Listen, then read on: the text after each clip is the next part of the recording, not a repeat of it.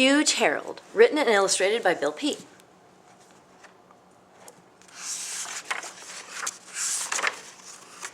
When Harold the rabbit was tiny and small, his feet started growing, and that's about all. "Oh, gracious!" his mother exclaimed in surprise. "They're 2 times too big for a rabbit your size." "That's a sign," said his father. "He'll grow to great height." And father's prediction turned out to be right. For Harold began to get bigger each day. He grew all around and in every which way. "Please," cried his mother, "stop growing right now. Please, Harold, you're nearly as big as a cow." "Oh, what a problem," his father cried. "There's no place around here where Harold can hide. He can't hide in bushes or in hollow logs. He'll soon be discovered by hunters and dogs." "That's right," his poor mother wailed in despair. "We'll have to go live in the deep woods somewhere." So with tears in their eyes, the first thing the next day, they watched as huge Harold, their son, hopped away.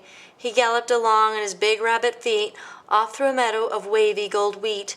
He crossed a green pasture without being seen. Then he followed a creek bed along a ravine. He hopped through a cornfield along a rail fence and came to a wood that was gloomy and dense. "I must say," said Harold, "it doesn't look cheery. It looks very spooky and creepy and eerie. I suppose," he continued, "there's nothing to fear, for it seems likely there's no one here." As he hopped down a path through twisty old trees, there wasn't a sound but whisper of breeze. Then he heard a faint rustle, a twig-snapping sound, and he stopped in his tracks to look quickly around. He saw foxes and weasels with eyes black and beady, and a tree full of owls with eyes fierce and greedy. "Now," said one owl, "if we play it just right, we'll all have a big rabbit banquet tonight." "I'm sorry," said Harold, "to say I can't stay." And in one frantic leap he was off and away. He raced through the bushes at such a fast pace that the weasels and foxes soon gave up the chase. But Harold kept running, so great was his fright, till the spooky old woods was miles out of sight.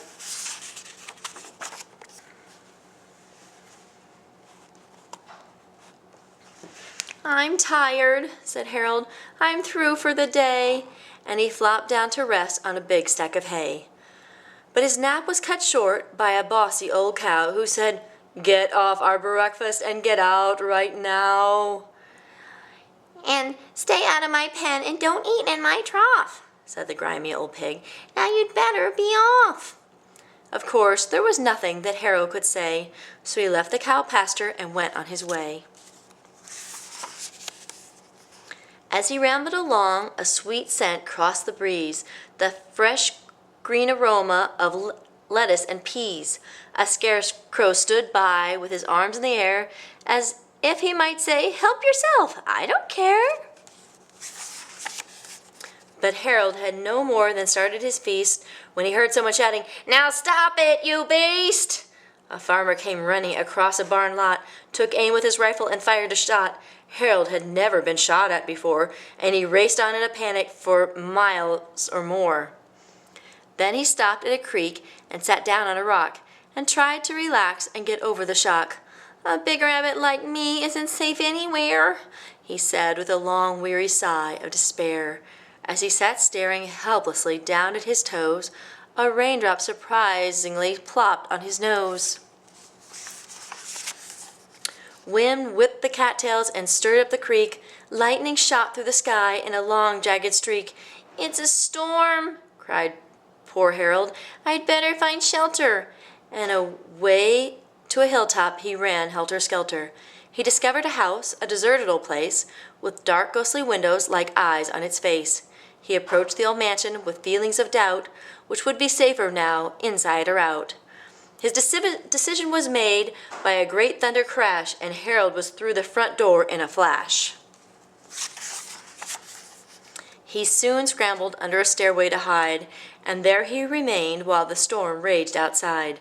Thunder shook the old house till its dry timbers creaked, lightning flashed in the windows, the wind howled and shrieked.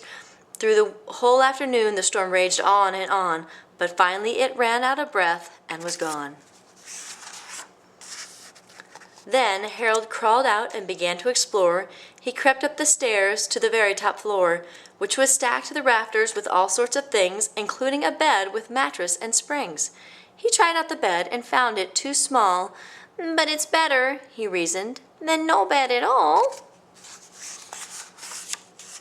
He awoke the next day to a squeak of a door and the sound of some footsteps below on the floor, so he tiptoed downstairs to see what made the noise, and soon came face to face with two terrified boys.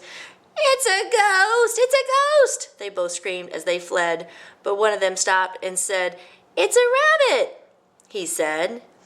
"Yes, that's the big rabbit that Oliver Hatch shot at and missed in his vegetable patch." And away they both ran just as fast as they could to tell everyone in the whole neighborhood.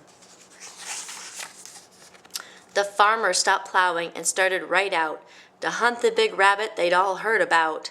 And when they reached the old mansion, no rabbit was there. He was racing far off through the country somewhere.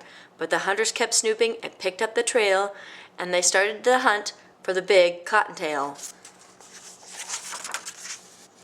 Huge Harold was now in worse spot than ever. To outwit the hunters, he'd have to be clever. He ran down ravines, he ran up low ridges, and waded down creeks, and he hid under bridges. He ran on for many and many a mile, then finally decided to rest for a while. So he spotted a hideout with a big hop, he came plopping down in a leafy treetop. This fooled the hunters and also their dogs, who sniffed round the tree trunk and peeked into logs. But they never once thought to look up in the tree. It wasn't a place where a rabbit should be. So at last they gave up and all went away, and promised to start again early the next day. The great hunt continued for week after week, like a countryside contest of hide-and-go-seek. It went on and on through the month of September, and into October, and all through November. December arrived with the first heavy snow, and the temperature dropped down to 14 below. Harold shivered and shook from his frostbitten nose all the way down to his half-frozen toes. "I'm done for," he said. "I'm through altogether if I don't get out of this terrible weather." Just about then something red caught his eye, a big, friendly barn on a hilltop nearby. He headed straight for it, and in one big hop, he leaped through the window, way up in the top. Then he said, as he lay in a big bed of hay, "This is the end. I'm through running away." Harold was spotted by Orville Beecroft, who heard some loud snoring way up in his loft. "Well, now," he said, "doggone and dag-nabbit, that's what I call a whopping big rabbit." And then all at once he heard someone shout, and he opened a window and poked his head out. "What's all the commotion in Hullabaloo? I'd just like to know what you think you're up to." "We're hunting a rabbit," the hunters replied, "and we'll look through your barn if you'll let us inside." "Oh, he's in here," said Orville, "and here's where he'll stay, and you're not coming in, so be off on your way." The hunters all grumbled and kicked up the snow, but at last they gave up and decided to go. Orville Beecroft was both gentle and kind, but still Harold feared what he might have in mind. He was given fresh water and always well fed, along with the horses, both Buster and Ted. "I know," thought Harold, "just what he's up to. He'll fatten me up for a big rabbit stew." But when winter was over and the spring came along, Harold discovered that he had been wrong. One day he was brushed with the greatest of care to get all the foxtails and burrs from his hair. He was hitched to a buggy with harness and reins, then went trotting off down the back country lanes. "Now this is more like it," huge Harold said. "I'm treated as well as a fine thoroughbred." At the end of the summer he went to the fair and created a lot of excitement while there. The question came up as to whether or not a rabbit could enter the championship trot. They looked up the rules, but they couldn't find one that said it's not fair for a rabbit to run. So he ran in the race and won going away and became a champion trotter that day. The crowd loved Huge Harold and all brought him treats, such as lettuce and celery and spinach and beets. It was too good to be true, like a wonderful dream. Why, they even brought Harold some carrot ice cream.